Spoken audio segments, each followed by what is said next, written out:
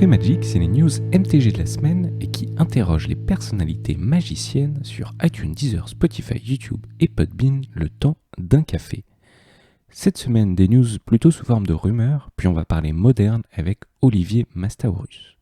C'est parti pour l'épisode 65.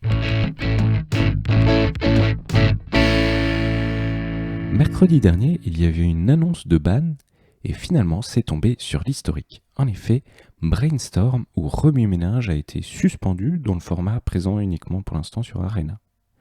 Ça fait toujours débat si c'est vraiment Brainstorm qui rend tous les decks bleus les plus forts et si c'est si grave que ça qu'il y ait tant de decks bleus dans les hautes tables. Mais en tout cas, on remarque que c'est pas un ban mais une suspension, donc pas de wildcard pour personne. Si vous avez utilisé 4 wildcards rares, et pour l'instant vous ne pouvez pas les récupérer. Tout ça, ça fait toujours débat, mais en tout cas on a un nouveau format et on va voir comment ça se déroule et si les decks midrange bleus vont être aussi dominants.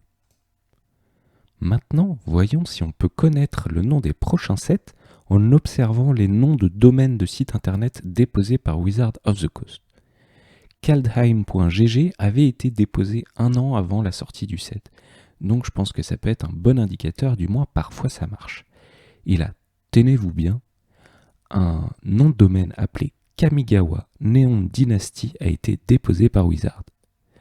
Qu'en penser, je sais pas, ça relève quand même de la rumeur, mais les fans de Kamigawa, genre Val et Guillaume Gauthier, sont en feu.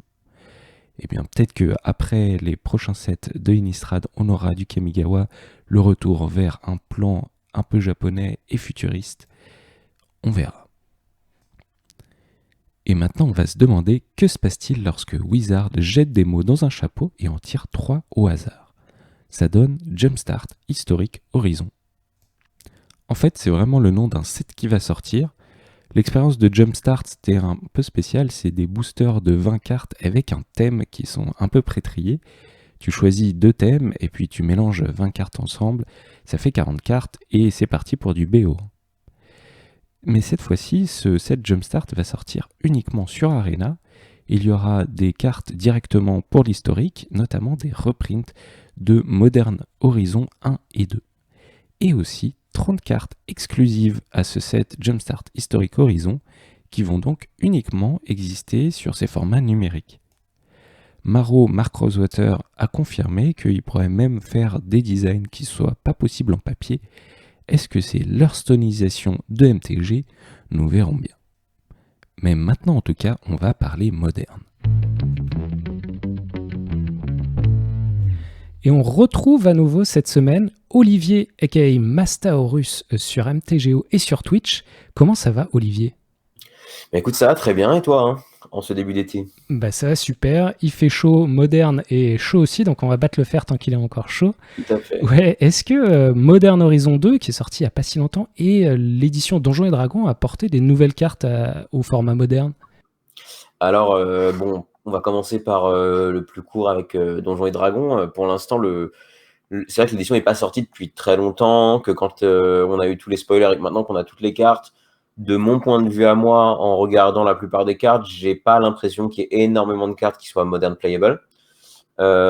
Du coup, on va en avoir quelques-unes et assez surprenamment, la carte que j'ai vue la première apparaître, c'est dans un archétype qui est en train de revenir un petit peu en ce moment, qui est l'archétype, Mille en fait, donc Meule, qui est du coup un deck qui était revenu un petit peu avec l'édition du deuxième crabe qui permettait de donner un peu de punch au deck. Et donc on rencontrait pendant une période énormément, puisqu'il y a pas mal de pro players qui l'avaient joué, et après ça s'était un peu relâché. Et là ça revient d'un coup, puisqu'on a 2 cartes qui sont, donc une dont je parlerai j'en parle maintenant puisqu'on va pas parler de 1000 pendant s'il te plaît. trop longtemps. Il y en a une de Modern Horizon et surtout une de Donjons et Dragons, alors qui s'appelle Fou rire de Tasha en français. Très bien. On aime bien ce nom. Et en fait, ça dit que chaque adversaire va exiler les cartes du dessus de sa bibliothèque jusqu'à ce qu'il exile des cartes avec un total de mana value de 20 ou plus. Ouch. Donc pour 3, selon le deck contre lequel tu joues, mais la plupart des decks actuellement qui jouent des coûts convertis de mana qui sont pas très hauts, et ça peut meuler énormément de cartes en un coup. Du coup, il se trouve que moi, quand je l'ai rencontré, je joue un deck qui joue beaucoup de coups convertis haut, puisque je suis sur un build Living End. Du coup, tu as beaucoup de créatures qui valent cher, donc ça m'a pas trop meulé. Mais j'imagine que sur un deck qui joue plutôt des one drop et des trucs comme ça va faire très mal. Donc on a 4 fois ça dans le deck, et puis on a le Fractured Sanity, donc qui meule simplement pour 14 cartes.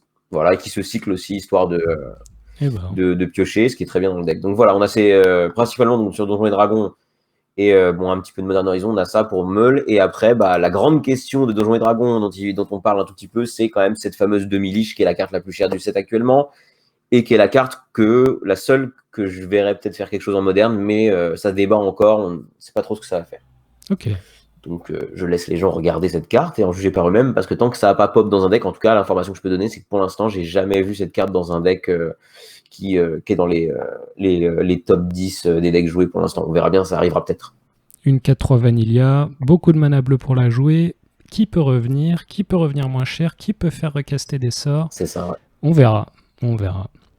Voilà, souvent quand une carte peut être jouée pour un coût minimum ou alors voire pour 0, parce que si tu arrives à jouer 4 sorts, elle coûte 0. Ce qui, on sait tous qu'on a Manamorphose, blabla, que dans certains decks type Ancien Phénix, c'est possible. Ça permet de jouer cette carte relativement pour 0 avec cet effet récursif. On peut copier des sorts, donc qu'on doit payer le coût, mais certes, ce sera des sorts pas chers, puisqu'on joue par principe un deck où il y a des sorts pas chers. Donc, est-ce que ça fera quelque chose? Moi, je suis curieux de voir. Voilà. Ce que j'ai à dire pour Donjons et Dragons, c'est peu, mais... À vos brous. Et du Modern Horizon, alors on a plus de trucs à dire. Parce que Modern Horizon, c'est quand même, pour moi, une des éditions qui a le plus impacté le moderne depuis un bon moment, sachant que les dernières éditions qui ont vraiment impacté le moderne, elles l'ont impacté surtout parce qu'elles avaient des cartes broken, et on est passé dans tout ce système de ban, etc. Mais là, je pense, alors peut-être je me trompe, hein, mais je suis pas sûr qu'on aura des bans beaucoup sur cette édition, qu'il y aura peut-être pas les mêmes problèmes qu'avec Modern Horizon 1 où on a du ban une carte du set assez rapidement au final avec le Hogak, hein, puisqu'il n'y a pas eu trop le choix. Ouais. Bon, on va parler les 2 cartes qu'on retient vraiment qui sont un peu broken de cette histoire-là. Alors broken ou pas, hein, tout dépend ce qu'on entend par broken, mais en tout cas qu'on va retrouver maintenant comme staple du moderne, c'est Ragavan. On va commencer par lui, puisque c'est la carte qui alimente beaucoup de discussions. Donc, dans tous les formats. Qui a besoin de le représenter, une 2-1 pour 1 qui permet de ramper quand il fait des dommages à l'adversaire, et qui permet aussi de jouer la carte du dessus de la bibliothèque de l'adversaire en l'exilant lorsqu'il fait des dommages durant le tour où il fait ses dommages. Et accessoirement, il a Dash qui lui permet de faire une petite apparition pour 2 au lieu de 1 en attaquant direct avec Haste, mais en retournant dans la main de son propriétaire à la fin du tour. Voilà pour la carte. Donc c'est extrêmement fort. On est loin des one drop qu'on avait à Magic à l'ancienne.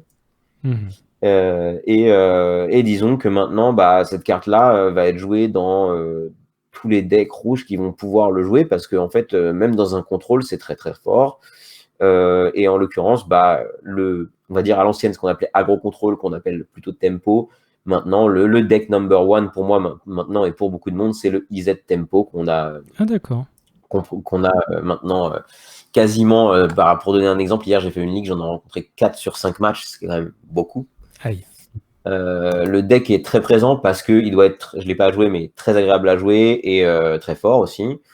Du coup, c'est totalement un deck orienté Modern Horizon 2, puisqu'en fait, là je suis en train de regarder la liste, dans les 14 créatures jouées, il y en a quand même 12 qui sont des cartes de Modern Horizon, puisqu'on a les 4 Ragavan dont on a parlé. On a les 4 Dragon Rage Chandler, qui est donc cette nouvelle carte rouge qui dit que à chaque fois qu'on va jouer un sort non-créature, on va surveiller de 1, et que quand on a le Delirium, elle va gagner plus de vol et attaquer chaque tour si possible. Donc en fait, c'est un peu la remplaçante de Delver en version sous stéroïde, parce que c'est quand même très très fort. Donc c'est-à-dire que le joueur a quand même une grande chance, vu que c'est ses 8 one-drop, de te faire un one-drop qui soit ça, soit Ragavan, ce qui est très très fort dans les 2 cas. Étant donné qu'on a quand même le Murktide Regent, alors cette carte me fait rire, ce dragon-là qui est une 3-3 vol avec le Delve, donc pour 7, et qui a des compteurs +1/+1 pour chaque instant aux sorceries qui va être exilé de cette manière. Et est-ce que ça te rappelle pas quelque chose, cette carte? Moi, ça m'a rappelé un truc directement. Ouh là là, bah moi ça m'a fait penser à l'arrivée de Gurmagangler et Tassigur dans le moderne où on se mettait à jouer des grosses créatures avec le Delve, mais je pense pas que tu penses à ça. Ouais, moi, je pense à une carte qui est arrivée à une époque de vision de l'avenir, tu vois. Ouh là Je là. pense à Pisteur des Tombes, Ah oui. qui est quasiment la même carte, en fait, puisque c'est une 5/5 vol pour toujours, je crois que c'est pour 7 ans aussi, d'ailleurs. Peut-être je me trompe, on me corrige si c'est, mais je crois que c'est le même coup. Et bah, en fait, c'est aussi delve, vol, etc. Seule différence, c'est que, en effet, celle-ci, selon le nombre de rituels et d'éphémères que tu peux retirer, ça va te faire une 6/6, 7/7 plutôt qu'une 5/5. Donc, du coup, alors que ce démon n'a pas été trop joué, là, il est joué à fond. Et je pense que ce qui change principalement, c'est vraiment la couleur. Parce qu'en bleu, ils en avaient besoin, quoi. Là, c'était en noir à l'époque. 2 noirs dans un deck Grixis, c'était pas évident. Ouais, c'était pas évident. Donc là, 2 bleus dans ce type de deck, c'est cadeau, quoi. Ouais. Je me le suis pris plusieurs fois, ce deck-là. Je l'ai pris en papier, je l'ai pris hier d'ailleurs. Hein, donc, je l'ai pris en papier, je l'ai pris en vrai. Il est extrêmement fort, extrêmement stable. Je conseille à plein, si vous avez les moyens d'avoir les Ragavan, je vous conseille de le tester. Il a l'air très très fort. Et du coup, bah voilà, on a donc ce Murktide Regent qui est aussi Modern Horizon. Donc en fait, il n'y a que 2 Dread Horde Arcanist qui sont joués en plus dans le deck. Sinon, toutes les créatures sont de Modern Horizon. C'est dire l'impact de Modern Horizon sur le moderne, étant donné que c'est un des top 3 decks. Ouais. Voilà. Et ce qu'on peut dire aussi, une petite carte qui est notable et qui est vraiment très forte, c'est, tu en as sans doute entendu parler, c'est le Unholy Hit, qui est en fait pour un rouge, un éphémère, qui va faire 2 dommages à une créature à Planeswalker, et quand elle Delirium, ça en fait 6. Et c'est quand même très fort. Et apparemment, je vois une publication en direct de Charles Wickham qui propose presque le même deck en Legacy où tu rajoutes quelques bons cantrips, quelques Force of Will et tu mets une base de mana bien chère et tu as le même deck en Legacy. Bah, je suis sûr que ça doit marcher. J'y avais pas pensé, mais ça doit marcher d'enfer parce que Ragavan et Dragon Chandler, je suis sûr que dans des formats comme le Legacy plus ancien, ça doit faire le café aussi, hein, parce que Tu m'étonnes. c'est de très bonnes cartes. Après, donc, si pour toujours parler un tout petit peu de Ragavan, on a un deuxième deck. Alors, c'est un peu le débat, même c'est marrant parce qu'on a eu ce débat hier quand on était à notre magasin préféré pour jouer. On a 2 decks qui se battent, 2 decks Ragavan. Tu as ce deck-là qui est donc le Izet, et on a deck Rakdos aussi. D'accord. Rakdos qui joue Ragavan et qui joue aussi les Dragon Chandler, qui se base aussi sur le fait d'avoir l'Urus en compagnon parce qu'il peut se le permettre. Et du coup, ce qui est quand même une bonne chose. Et ça joue aussi 4 fois une autre carte dont on peut parler, parce que pour moi, il n'y en a pas tant que ça, mais pour le coup, je trouve que c'est une carte vraiment très forte. Je suis très fan de cette carte. C'est le Doughty Voidwalker, qui est donc Ah oui. cette carte qui est une 3/2 Shadow pour 2 noirs. Et à chaque fois que l'adversaire va avoir une carte qui est mise dans son cimetière, et elle va être exilée à la place. Donc c'est un genre de rest in peace sur pattes, sauf qu'il n'exile pas quand il arrive. Et on peut le sacrifier et choisir une des cartes exilées avec lui et la jouer sans payer son coût de mana. Et ça, c'est très fort parce que déjà, basiquement, c'est fort, mais on peut aussi, ce que j'essaie de faire en ce moment en jouant avec noir-blanc dont on va parler, essayer de le rendre récursif, c'est-à-dire que de faire en sorte de pouvoir le sacrifier, le rejouer depuis le cimetière, le resacrifier pour jouer des sorts gratuits de l'adversaire. Et c'est comme ça que je me suis retrouvé à faire un Emrakul Oh là tour là. 3 contre un adversaire qui jouait un deck combo, quoi. Tu viens de vivre le rêve. Félicitations.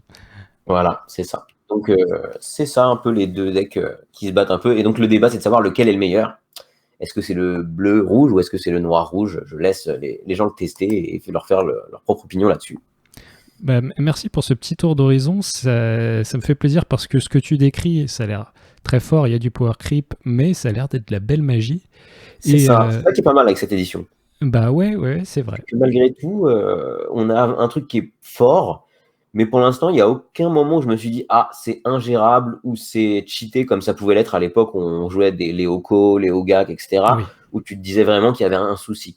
Là, il y a aussi moins de soucis, je pense, parce qu'il y a plusieurs cartes qui font des trucs plus forts. Parce que là, on a parlé de ça, mais pour aller très vite, encore une fois, il faut qu'on parle quand même de Urza Saga, c'est important. Bien sûr. Parce que c'est quand même la deuxième carte qu'on repère quand on voit ce set. Donc, c'est une carte qui est la première fois que tu la lis, tu te dis, mais qu'est-ce que c'est que ça? Parce que c'est à la fois un terrain et un enchantement. et donc un enchantement saga, etc. C'est super bizarre comme carte de base. Ouais. Pour la faire rapidement, au premier tour, tu as un mana, au deuxième tour, tu peux payer 2 et faire une construct comme celle d'Urza, donc XX nombre d'artefacts que tu contrôles, et en 3, tu vas pouvoir chercher un artefact de 0-1 et le mettre sur le champ de bataille directement. Donc c'est très très fort. On pourrait dire au début, moi je vais pas mentir, quand j'ai lu la carte la première fois, ça m'a pas fait l'impression que ça allait être trop fort et je me suis trompé. Parce que je me suis dit, oh, tu perds ton terrain au bout du 3e tour, c'est un peu dommage, etc. Et j'avais surtout pas vu un truc, c'est qu'en effet, l'activation des sagas qu'on a depuis longtemps se fait en main phase. Moi j'avais l'idée que c'était en upkeep parce que j'en ai joué peu. Oui, si. Et en fait, le fait que ce soit en main phase, ce qui est très fort, c'est que tu vas pouvoir faire des choix, prendre ton mana quand elle se sacrifie, ou alors refaire une construct, puis aller chercher quelque chose, donc il va pump la construct en plus. Donc ça qui est vraiment fort dans la carte, sachant que là, je l'ai joué beaucoup, donc là, je peux en parler plus facilement que Ragavan, que j'ai pas joué. C'est très fort, et ça va feed certains decks. Et là, on a le deck qui est le plus joué, ce n'est pas le Izet ces derniers 14 jours sur MTGO, c'est Hammer Time, qui revient, qui avait fait un pop-up et qui est parti et qui revient, parce que Saga dans Hammer Time, c'est très très très fort. C'est quoi le principe du deck? Est-ce que tu peux nous le rappeler, s'il te plaît? Oui, excuse-moi. Hammer Time, le principe, il est relativement simple. On joue Colossus Hammer, qui est un équipement qui va donner plus 10 à la créature, et qui accessoirement va faire perdre le vol. N'oubliez jamais ça. Ça peut vous être utile dans certaines games. On oublie souvent cette petite capacité, même s'il y a une trick pour contrer ça, que j'ai appris, comme quoi on en apprend tous les jours, on a beau jouer moderne depuis très longtemps. Je sais pas si tu le savais, mais si tu actives un Nickmot Nexus, par exemple, comme Manland, et que tu lui l'équipes le hammer, il perd le vol, mais si tu repayes l'activation, il regagne le vol avec le hammer sur lui. Ah, waouh! Ah, ça, c'est de la tech maline. Et c'est assez intéressant à savoir. Donc, ouais. Attention, si vous jouez contre Hammer Time, s'il a un mana up, il peut réactiver son truc et regagner le vol et à taper au vol avec le hammer. Voilà. Et donc, en fait, le deck, il est plus ou moins le même que c'était avant, c'est-à-dire que ça joue des Stoneforge Mystique, des Pure Steel Paladin pour équiper gratuitement, parce que le Colossus Hammer, c'est quand même équipement 8, donc c'est ça ce qu'il faut contrer. C'est un peu le principe, et du coup, ça va jouer Sigarda's Aid, qui est une carte, un enchantement pour 1 qui dit que tu vas pouvoir caster tes auras et tes équipements comme s'ils avaient le flash, et qu'à chaque fois qu'un équipement va entrer sur le champ de bataille, tu peux l'attacher gratuitement à une de tes créatures. Donc, basiquement, tu peux mourir tour 2 ou 3 contre ce deck-là, juste parce qu'il a fait Sigarda tour 1 et qu'après, il a mis une créature gratuite, par exemple un ornithoptère, et il fait Sigarda tour 1, tour 2 land, double marteau, et t'es mort. Voilà, c'est un peu le principe du deck. Et du coup, il joue rien de nouveau, juste le fait d'avoir les 4 sagas, ça l'a remis top tier, top 3. Voilà, comme quoi la carte est vraiment forte. Je trouve que ça illustre bien le fait que la carte est vraiment forte. Même si c'est joué dans d'autres decks aussi. Sachant que je crois que même Tron le joue. Ouais, c'est joué un petit peu par tous les decks qui le peuvent. Dès qu'ils peuvent, Amulette Titan le joue parce que aller chercher l'amulette qui coûte 1 ou 0, c'est quand même très bien. Aussi, on a le deuxième deck dont un des derniers trucs dont on va parler, on aura fini après avec Modern Horizon, c'est le deck Urza's Kitchen. Alors, j'ai trouvé le deck trop classe, je me le suis pris parce que j'ai trouvé que c'était vraiment très intéressant. Et là, je vais galérer parce que je ne vais pas prononcer en entier le nom de la carte du cuisinier qu'on va appeler Asmo, puisque c'est Asmo, et ensuite je vous laisse faire la suite. En fait, c'est un deck qui se base sur ces 2 cartes qui sont sorties en Modern Horizon, qui est donc ce mec-là qui dit qui n'a pas de coût converti. Et à chaque fois que si tu défausses d'une carte, tu peux payer 1 pour le payer. Donc ça veut dire que tu peux avoir une 3-3 pour 1, ce qui est déjà bien, de toutes les manières. Surtout si tu peux te défausser d'une Street Race au début, c'est ça l'idée, de pouvoir faire une 3-3 tour 1. C'est quand même cool. Et quand il arrive en jeu, il va te chercher un cookbook, Underworld Cookbook, petit artefact très sympa qui est pour 1. Tu vas te discarder d'une carte, tu vas faire une food. Il a aussi une petite capacité qui est pas si anecdotique que ça. Tu peux le sacrifier et payer 4 et tu reprends une carte de créature de ton cimetière dans ta main. Et le fait est que si le Asmo, il a aussi une capacité qui dit que si tu sacrifies 2 food, la créature ciblée se fait 6 dommages à elle-même. Donc en gros, c'est un anti-bet sur patte une fois que tu as réussi à mettre plusieurs food sur le board. Et donc ça, c'est les 2 cartes qui sont jouées dedans. Et en fait, ce que les joueurs ont trouvé, c'est qu'il y a une vieille carte de Kaladesh qui disait que c'est une créature, une 4-2 pour 4 qui est pas terrible, mais à chaque fois qu'un artefact rentre sous ton contrôle, et bah, tu vas pouvoir le renvoyer dans ta main. Ce qui veut dire qu'à chaque fois que tu vas créer une food, tu vas le renvoyer dans ta main. Ce qui fait que tu vas pouvoir faire gratuitement la défausse, reprendre dans la main, défausse, reprendre dans la main pour faire des foods. Et donc, c'est ça qui fait le pouvoir du deck, parce que évidemment, après, tu vas jouer les sagas pour faire des grosses constructs qui vont être le nombre de foods que tu as. Il y a Urza dedans aussi qui fait des grosses constructs. Et on a aussi une carte que j'aime beaucoup et que dont je tiens à parler pour Modern Horizons, c'est le Tap Monitor, qui est vraiment la nouvelle carte affinité qui est vraiment bien. C'est pour 6 et 1 bleu, ça a l'affinité pour les artefacts, vol, et tu pioches 2 cartes quand ça arrive en jeu. Ça, c'est super sweet. Je sais pas si tu as vu les decks Affinity, etc., mais c'est vraiment très sweet. C'est des decks Affinity qui ont la mécanique Affinity dedans. Quelle idée. C'est ça maintenant, parce que donc cette carte-là, elle est jouée principalement par 2 decks. Bah, tu as ce deck-là, donc Urza's Kitchen, qui le joue parce que comme ils font plein de foot, bah, la carte va permettre de piocher 2 de piocher 2 pour 1 globalement, et puis en plus de ça, bah, tu vas pouvoir voilà, ça fait de la value simplement. Et par contre, ce qui est très très intéressant, c'est dans le nouveau Affinity que je joue moi-même. C'est aussi un deck que je me suis pris sur MTGO parce que je l'ai trouvé vraiment séduisant. Bah en fait, c'est des volantes, et dans Affinity, t'aimes les volantes parce que tu joues tes cranial plating et que tu as envie d'avoir des volantes. Et le fait d'avoir une volante pour 1 qui te pioche 2 en plus, et tu peux jouer quelques Outcasts également. Donc tu vas avoir un Affinity qui avait le problème de pas trop piocher avant. Et moi, je joue un Affinity qui joue 8 piocheurs à 2 pour 1. Et ça, c'est génial parce que tu te refills même si tu te fais raser un petit peu, quoi. Et ça, c'est trop bien. C'est très agréable de piocher autant avec ce deck-là. Voilà ce qu'on a à peu près à ce niveau-là. Qu'est-ce qu'on peut dire d'autre sur Modern Horizons? Si on peut dire quand même que tu vas avoir le Shardless Agent qui va permettre de jouer des decks Crashing Footfall et des decks Living End en jouant un autre sort de cascade qui va te permettre de le faire, ce qui a rendu ces decks-là assez populaires. Ils sont encore dans les top 10 actuellement.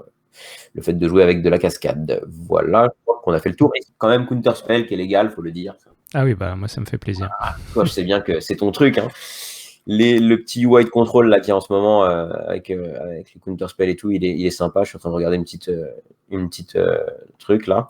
Tiens, je voulais te demander, à toi qui es un joueur de contrôle, je sais que c'est toi qui poses les questions, mais là je t'en pose une.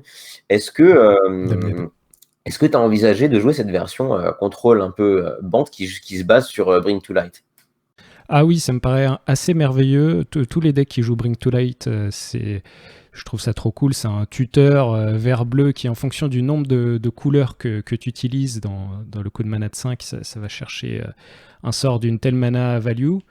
Et je trouve ça toujours trop beau. J'ai déjà joué Bring to Light Escape Shift, et là j'ai vu qu'il y avait un deck Bant, effectivement, contrôle qui jouait ça. Ouais, t'as un très beau band Bring to Light, et en fait qui base, enfin même pas band, 4 couleurs en fait, on va pas se mentir, qui se base sur le fait que Bring to Light, évidemment, il y a toujours les joueurs essayent de cheater, ce qu'on a essayé de ne pas faire. Tu Bring to Light dans Valky, ce qui te permet de jouer Tibalt directement. Voilà, donc effectivement, je trouve ça stylé, ça m'intéresse, mais c'est tellement de nouvelles cartes. Pour l'instant, je me contente du bleu-blanc où je n'ai fait que acheter des vieilles cartes en all frame, des contresorts, etc. Et je me lance dans le nouveau moderne avec ça. Merci pour ce tour d'horizon avec pas mal de decks différents. Ça n'a pas l'air du tout résolu ce format, ce qui fait plaisir. Et pour conclure, c'est quoi, toi, le deck qui t'enthousiasme le plus en ce moment? Alors, écoute, ça m'a vraiment redonné l'envie de jouer. Alors moi, je joue toujours mon deck favori, pour lequel je joue énormément sur Twitch, etc. Je joue toujours mon deck Izet Electro Living End. Modern Horizon m'a apporté dans ce deck-là simplement le fait de jouer les solitudes, donc les élémentaux bleus qui font que quand tu peux donc les évoquer en exilant une carte bleue, et ça va renvoyer un Planeswalker ou une créature sur le top ou sur le bottom de l'adversaire. Donc c'est très sympa, ça fit très bien dans mon deck et ça me permet d'être meilleur contre d'autres decks. Donc il y a ça, c'est cool. J'ai rentré des counterspells aussi en side parce que pourquoi pas. J'ai un petit coup de cœur pour une carte artefact de side qui s'appelle Curse Totem. Je sais pas si tu as vu cette carte. Non. Mais c'est très sympa parce que c'est un artefact pour 2 qui dit que les capacités activées des créatures ne peuvent plus être activées. Et qui ne précise pas que c'est hors capacité de mana. Donc, c'est-à-dire que tu peux couper beaucoup de choses, notamment tous les decks qui se basent sur les dorks, etc. Et tous les decks combo type Eliod, etc. C'est très, très bien pour les contrer. Oh, wow. Parce que ça bloque tout leur deck. Et c'est assez bien aussi, d'ailleurs, contre le deck dont on parlait, là, de Urza's Kitchen, puisque ça bloque Urza, ça bloque Emery, ça bloque le Asmo. Donc, c'est très bien. je vous conseille de regarder cette carte de side. D'accord. Après, dans mes decks pour lesquels j'ai un coup de cœur, on en parlait juste avant de faire ce moment, c'est le Horse of Stoneblade. Alors, je fais mon mea culpa parce que comme dans mon cercle de joueurs, on le sait, j'étais quelqu'un qui n'aimait pas Stoneforge Mystique. Et malgré le fait qu'on m'en ait offert pour me pousser à la jouer, je ne l'avais jamais joué. Et là, j'en ai joué 4 hier et aujourd'hui, et je suis heureux. Pourquoi ? Et du coup, ça permet de parler encore de quelques cartes de Modern Horizon dont on n'a pas parlé, qui sont très importantes. C'est de dire à quel point c'est quand même super important ce set, puisqu'on a la Kaldra quand même. Oui, Kaldra Complete. Kaldra, qui est le nouveau artefact qu'on va chercher avec Stoneforge Mystique, qui est une living weapon encore, donc un peu comme Batterskull, sauf que c'est 7 et c'est indestructible et ça donne l'indestructible. C'est ça qui fait toute la carte. Hein. Ça donne +5/+5, trample, first strike, haste, et à chaque fois que la créature fait des dommages à une créature, on exile cette créature. Donc c'est très fort. Et avec Stoneforge, bah, évidemment, tu peux l'envoyer sur le champ de bataille le tour 3 au plus tôt. Et donc, c'est très très fort. Et du coup, ça rend pour moi Stoneforge vraiment attirante, quoi. Et après, qu'est-ce qu'il y a d'autre ? Tu as les élémentaux, pareil, c'est des cartes que je vous conseille de vous procurer assez rapidement. Les griefs, les solitudes. J'ai parlé de subtilité tout à l'heure, et on a aussi donc les furies et les endurances. Voilà. Donc c'est toutes ces cartes qui te permettent de les évoquer en exilant une carte de ta main de la même couleur que la carte concernée. En l'occurrence, dans le noir et blanc, tu vas jouer grief, et en fait le trick qu'on essaye de faire, c'est qu'en fait grief dit que quand il arrive sur le champ de bataille, tu vas faire en gros une saisie à l'adversaire sans perdre de points de vie. Et en fait, le truc c'est que vu que tu le joues gratuitement, puisque tu l'évoques en exilant une carte, tu vas pouvoir l'éphémérate, et en gros, basiquement, tour 1, tu vas pouvoir faire double discard à l'adversaire, plus une autre discard au début de ton prochain tour. Pas mal. Et donc, c'est ça qui donne la hype autour de ce deck noir et blanc, qui est vraiment très intéressant. Même si c'est génial, en fait, c'est vraiment génial l'enthousiasme qu'il y a autour de ces decks, parce que là, déjà, ça c'est bien, et il est en pleine évolution, parce que maintenant, on est parti sur jouer une autre carte de Modern Horizon, qui est la prêtresse des rites, je sais plus quoi, en anglais Priest of the Fell Rites, et en fait ça te dit que tu vas pouvoir payer 3 points de vie à sacrifier, c'est une 2/2 pour 2, et en fait tu vas pouvoir renvoyer une carte de ton cimetière sur le champ de bataille, et en gros ce qu'on va faire, c'est qu'on va jouer toutes ces cartes qui vont au cimetière avec l'évoque, plus des gros tons comme Archon of Cruelty, qui est un gros ton de l'édition, je vous invite à regarder, je ne vais pas tout décrire, et Ashen Rider, c'est des anciens gros tons pour des coups de mana énormes, mais qui font des super trucs en arrivant. On va les réanimer grâce à cette prêtresse, et aussi grâce à Persist, qui est un nouveau sort de réanimation qui réanime une créature non légendaire avec un marqueur -1/-1 dessus pour 2. Voilà, mais je me rends compte plus quand on en parle là, tu vois qu'il y a tellement de cartes dans Modern Horizon. Et oui, t'as l'air de. Tu parles vite, ça va carte sur carte, deck sur deck, vraiment. C'est ça, parce que en fait, tu vois, je me dis putain, j'ai oublié cette carte-là, j'ai oublié une autre, tu vois, donc. Ça paraît être vraiment un format très enthousiasmant. J'espère que ça aura donné envie aux auditeurs, aux auditrices qui le peuvent en tout cas de se mettre ou de se remettre au moderne. Moi, ça me hype pas mal et ça me donne envie de courir vers le LGS le plus proche pour jouer. Donc merci beaucoup pour ce tour d'horizon, pour ce partage de ton enthousiasme. Et où est-ce qu'on peut te trouver sur les internets, encore une fois, Olivier ? Eh ben, écoute, en ce moment, je joue toujours pas mal à MTGO, et en fait, je suis sur Twitch à Mastaurus MTG, tout attaché. Vous pouvez trouver ma chaîne Twitch là-dessus, donc si vous voulez une bonne ambiance et voir des decks qu'on voit pas toujours non plus, c'est ça qui est sympa. Et ma chaîne qui s'appelle MTG Adventures, que vous pouvez retrouver facilement sur YouTube. Sur YouTube, le logo est bleu et vert, parce qu'il y a à cause du fait des cartes aventures, si vous tapez juste MTG Adventures, vous allez tomber sur plein de trucs, pas forcément sur moi. Donc voilà, vous allez trouver ça. Et sinon, j'ai un Discord dont je suppose que tu mettras le lien, parce que je le tout à fait par cœur. Et vous pouvez aussi maintenant, oui, je me suis modernisé, je suis sur Twitter depuis un moment. Bravo. Donc vous pouvez me trouver aussi à Mastaurus MTG sur Twitter. Voilà. Eh ben, merci encore, Olivier Mastaurus, et à bientôt. À bientôt. Merci d'avoir écouté Café Magique, et à dimanche prochain.